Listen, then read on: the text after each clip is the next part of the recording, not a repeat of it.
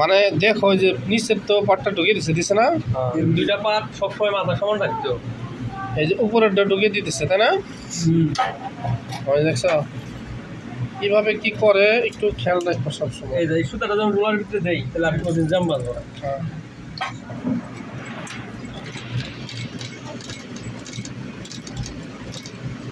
আর সাইডে আমার এক স্টিচ কম রাখা ছিল, তাতে বডিটা জানি মার্কেট যাবো।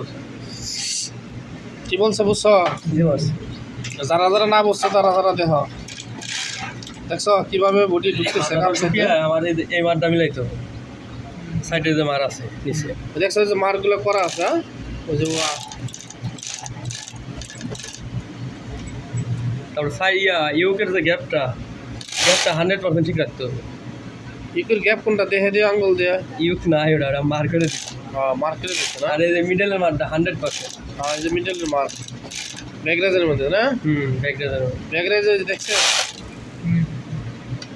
তারপরে সাইডের মারটাও 100%। সাইডের মার ইউকের গ্যাপ এবং বেলের মার।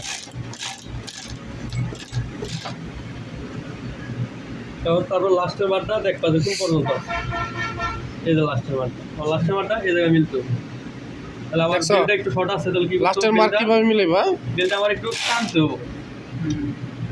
আর বেল এক সাইডে কুচি খেয়ে যায় কিনা এটা খেয়াল রাখতে হবে। হ্যাঁ, খেয়ে গেলে সেলাই করতে আসলো এক সাইডে কুচি খেয়ে গেলে ওয়ালটা এটা খোলা বেল অতটা ভালো হবে না। খোলা বেল তো বারবার ওটা তো রানিং তো ওয়ান টাইম ওটা তো আর বারবার খুলবো না।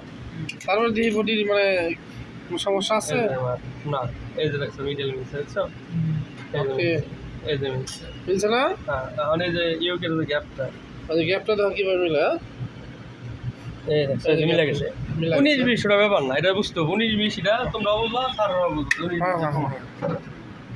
যা কিছু বলা হান্ডি একটু দেখে দিয়ে যে ওরা যে আবার কই বলেন যে আমাকে দেখায় নাই, তাই না? রফিকে দেখে না, রফিক এমনি ফেমাস হবে ইউটিউবে ফেসবুকে, তাই না? চ্যানেল খুললো সমস্যা কি?